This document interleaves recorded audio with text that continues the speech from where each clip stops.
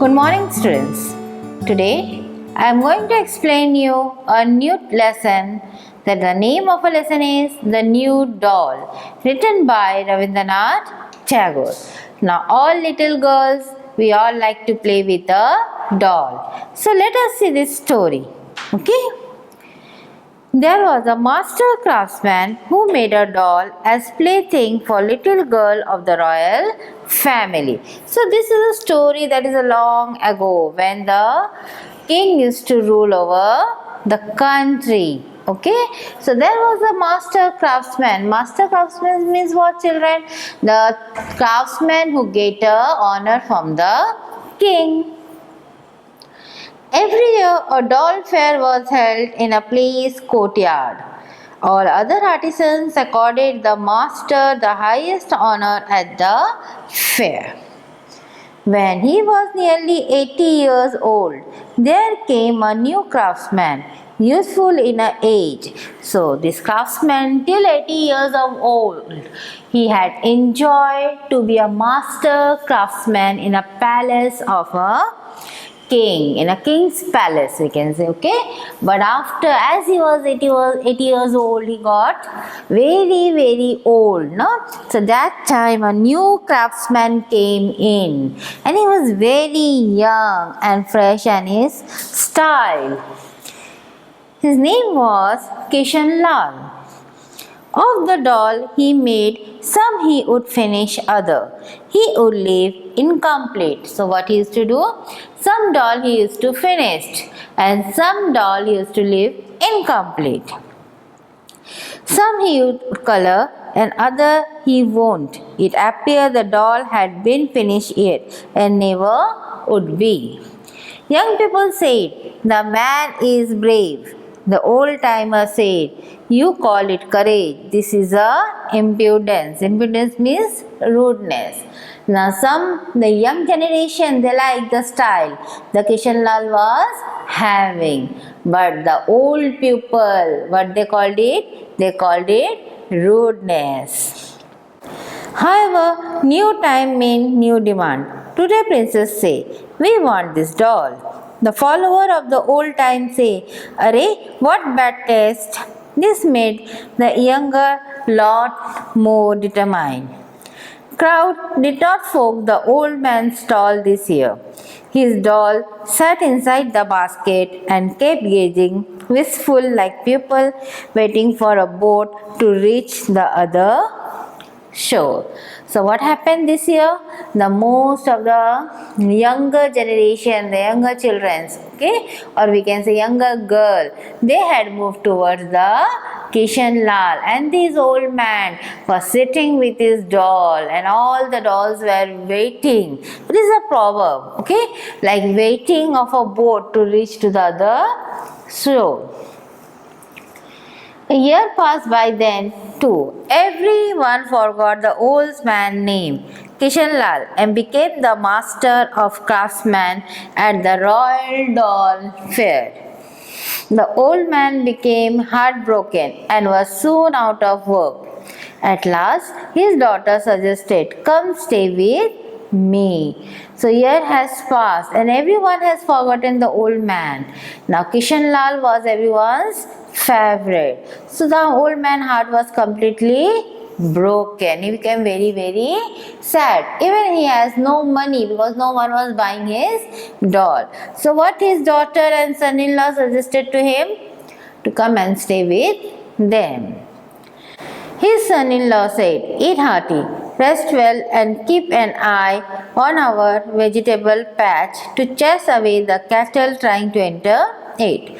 The old man's daughters would forever be busy with housework. His son-in-law made earthen lamp which he feared to the town. Just like he did not understand that time had changed, the old man seemed oblivious. Oblivious means not being conscious of the thing happening around oneself, to the fact that his granddaughter was now a girl of 16. Sitting under a tree as the old man guarded the vegetable patch, often dozing off, his granddaughter would come and put her arms around his neck from behind. This made the old man very happy. He would say, "What is it, Dadi? What do you want?" The granddaughter would say, "Make me a doll, I will play with it." So as the days went, so what the old man's son-in-law was working? He was working as a seller of the earthen lamp. He has to move from one town to another town to sell the lamps. Okay? So he was not having any time to look after the garden or to look after the vegetable patch. So he has told the old man to look after the garden patch. Now the old man seemed oblivious. That means he looked so unconscious. He was not being so conscious about the thing what was going around him. Okay, now he has almost forgotten that his little granddaughter has grown up into a 16. Does anyone make better doll than you? The granddaughter would reply. So what the granddaughter has asked from the grandfather? To make her a doll. The old man would say, "Why Kishan does? Not a chance," the girl would say. After a countless round of this same argument, the old man would take out his raw material from his cloth bag and fix his thick round glasses to his eye. To his granddaughter, he would say, "But Dadi, the crow would eat up the corns." She would reply, "Dada, I shall chase the crow away." The day went by like this. The sound of oxen drawing water from the well reached them.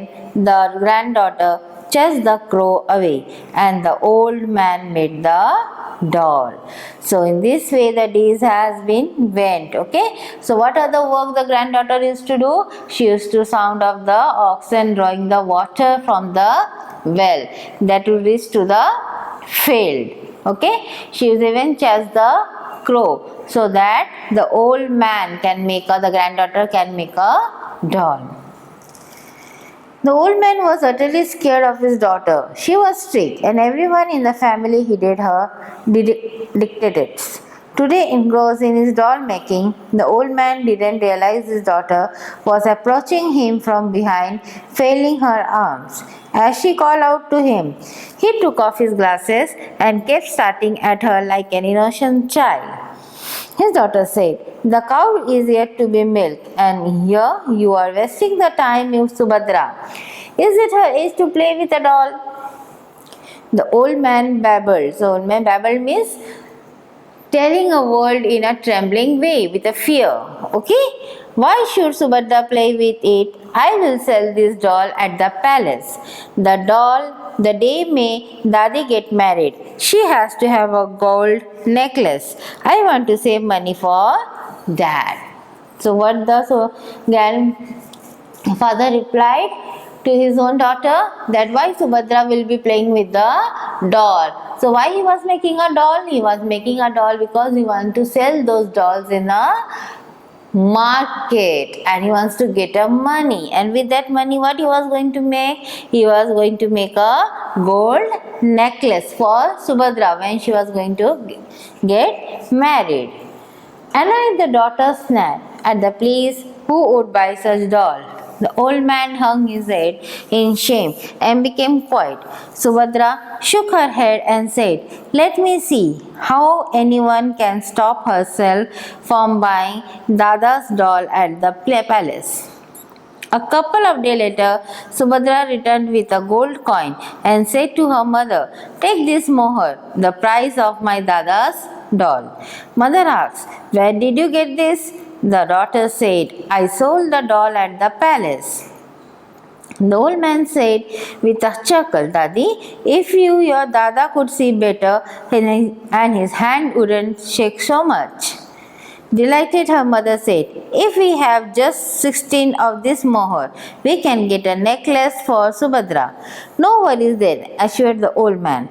Subhadra embraced her grandfather and said, "Dada bhai, no worries for finding my husband." The old man started laughing as he wiped a drop of tear from his eyes. The old man had found it his youth back, sitting under the tree. He would make a doll as Subhadra chased away the crow and the oxen pull out the water from the well in the distance. One by one, the 16 mohur were placed and now strung in a beautiful necklace. The mother said, only the groom is missing. So what was missing now? Only the groom, because the necklace was ready. So every day now what happened? The grandfather started making a doll. He started making a doll, and all the work the grandfather was doing was done by the Subhadra. And the day came when the necklace was ready. Now what was only left? The groom was missing. Subhadra whispered into the old man's ears, Dada bhai, my groom is ready. Grandfather asked, tell me, Dadi, where did you find him? Subhadra said, the day I went to the palace, the guard asked me, what was I there for? I told him I want to sell this doll to the princess. He said, this doll won't sell, and turned me away. A man saw me crying, said, Here, give me your doll. If I alter the dress a bit, they will sell very well. If you like this, ma'am. Dada, I shall be happy to put the garland around his neck. The old man asked, where is he? There under the pear tree, replied the granddaughter. The groom to be entered the room. The old man said, Are, this is Kishan Lal. Kishan Lal touched the old man's feet and said, Yes, I am Kishan Lal. The old man embraced him tight and said, My dear, one day you had snatched the doll I had made, now you are taking away the doll of my life. The granddaughter put her arms around the old man's neck and whispered to him, Dada, with you in tow. That means she has brought the Kishan Lal in the toes of grandfather. Okay? So student, you might have understood the lesson. Now is the time for the grammar. So here I am going to explain to you the kind of sentences. A group of words that explains a complete idea is called a sentence. Okay, the first sentence, now here you can see different types of the sentences. The first sentence make a statement, that is, there was a master craftsman who made a doll as playing thing for little girl of the royal family. So that is a statement. Now, why would you like my doll? The second sentence asks a question. Please make me some doll. The third sentence is a request. The follower of old times say, Arey, what a bad taste. The fourth sentence expresses a strong feeling. So there are the four kinds of a sentence. First is a declarative sentence, imperative sentence, interrogative sentence and exclamatory sentence. So what is a declarative sentence? Declarative sentence make a statement to convey information or ideas. They end with a full stop. For example, the sun rises in the east. Okay? So it is giving a proper information from when the sun rises. Imperative sentence are command or request. They also end with a full stop. For example, stand up. Interrogative sentence asks a question and end with a question mark. For example, where are you going? So here you can see the children question mark. Exclamatory sentence expressing strong emotion. They always end with an exclamation mark. Example, what a happy moment, and the sentence is end with a exclamatory mark. So here you have to identify what kind of a sentence they are. Hooray, we have won the match. So here is hooray and the exclamatory mark. Okay, the word like hooray, wow, all this. So that is our exclamatory sentence. Where did you leave the umbrella? Here the question mark. So it is an interrogative sentence. I lost my spectacles in the market. So this is a declarative sentence because it is giving a information. Get out of the room. Imperative sentence. Okay, it is a command. Here it is a command. Please bring some vegetable from the market. Imperative. It is a request. Do you want to watch a movie? The sentence ends with the question mark. So therefore it is an interrogative sentence. So here we have to use the meaning of the word in context. Okay. So we will do them as the following. Brave, bold, impudence, disrespect, demand, strong need for something. Today's the present time. So student, you might have understood the lesson very well and also the grammar part. So we will meet on the next session with the next day. Have a good day.